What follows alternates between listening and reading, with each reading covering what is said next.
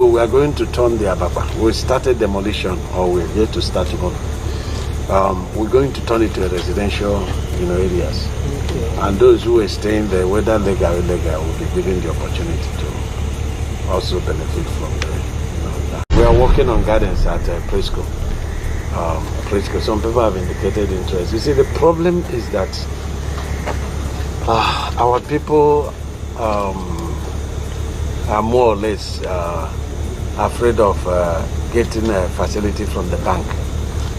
Manandi was in Nigeria. There are a lot of business opportunities. If you go to Akanidam Junction, you see the small market you are making. It has proposal is for evening market, so that all those people who are selling under the flyover will go in there. Okay, and it's going to have a solar light. All this thing has solar light. It's going to be powered by solar. So morning and night you'll be able to also have a So the point remains that if we have a lot of businessmen, they would have been able to take up some of these facilities and develop. You see all these openings, okay? And then at the middle you have two ventilations and skylight there, and then we're going to have a fan. And then, I'm sure that the light is not on. There is so much light inside, inside the distance. So there will be fan, there will be light, at the same time. Across the road by the flyover is where the chicken people, poultry people are going to stay. And we do a flyover that will connect them to this place. It's going to be a pedestrian flyover. And you see, the people, even the abattoir, remember we did a very beautiful abattoir. Yes. But they're saying, look, when you come to a market, you buy clothes, you buy tomato, you buy rice, you buy chicken, you buy meat. So market is good that everything is there.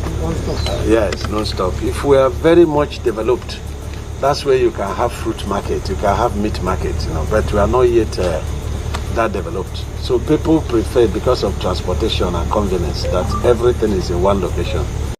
You can only have two things in life: reasons or results. Notice, reasons don't count. Folks will always point out reasons on why they're not living their dream, on why they're not manifesting their greatness. They will always be able to point those things out, but none of those things count. The only thing that counts are results, and results don't lie, ladies and gentlemen. They tell it all. Judge a tree by the fruit that it bears, not the ones that it might talk about, not the ones that it might wish for or think about or affirm about, but the fruit that it actually bears. So let us look. I think that all of us are committed, but I think that some of us are producing results in our lives that level of commitment brings that we particularly don't like or find distasteful. I don't think that as a participant in life, you cannot be committed. You're either committed to mediocrity or you're committed to greatness. You're either committed to being productive or you're committed to being non-productive. You're committed to being happy or you're committed to being unhappy. See, whatever you're doing, however you spend your time, that tells you who you are. So think about what it is you like to create in your life experience. Once I look at how you commit your time, once I do an evaluation on how you spend your time, I can tell you exactly what you're committed to.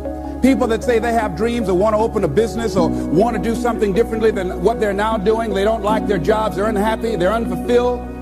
People who say they want to improve their income level, look at how they spend their time. How they spend their time, the commitment of their time, how they use that will really tell the truth.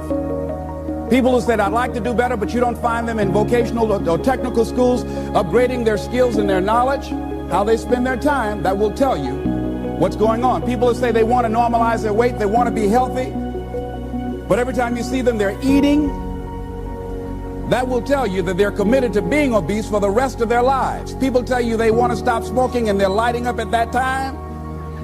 Folks that say, I want to stop drinking, and every time you're in their face, they're reeking with alcohol, that will tell you what's going on. Don't have to listen to what they say, just watch what they do. Commitment shows up in your life in what you do. On the other hand, you can make the commitment to your life that you don't like the results that you have. and that you're going to do something about it. See, that power is available to all of us. People who look at life and decide, I want something different for myself. Why is it that people are frightened by commitment? Because when you say the word commitment, that intimidates a lot of people. Why? Because it means you have to deliver. They don't want to commit themselves because commitment means, among many things, no excuse is acceptable. As a man, right? As a man, look me in my eyes and tell me you're not about to quit. Like, as a man, tell me you're not about to quit. Like, you're not about to wave the white flag and say, I yield. Like, tell me you're not about to fold.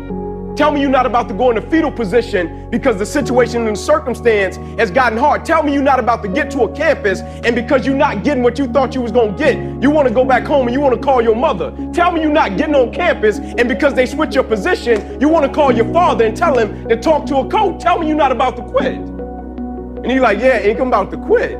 Regardless of situation, regardless of circumstance, regardless of what happened, I'm going to show up and I'm going to give everything I got to it because I'm working for something that's totally different, right? The question becomes this: can you be committed to the process of what you're doing without being emotionally attached to the results of what you're doing? Can you be committed to the process of what you're doing without being emotionally attached to the results of what you're doing? In other words, if you don't get what you thought you was going to get, will you still be the same individual?